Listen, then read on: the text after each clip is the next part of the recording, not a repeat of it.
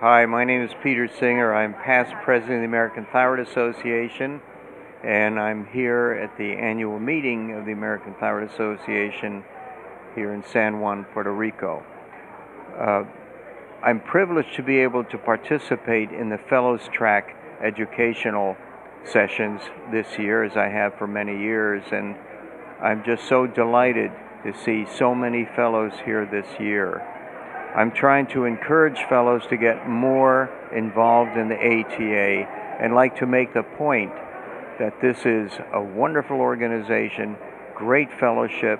You'll develop long-lasting relationships, and from my perspective, it's been my professional home for many, many, many years, for 40 years, more than 40 years, as a matter of fact.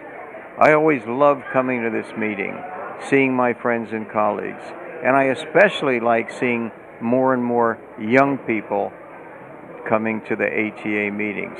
Please, young people, get involved in committees, get involved in the ATA. You're going to find it really, really rewarding, as I do every single year. Thank you.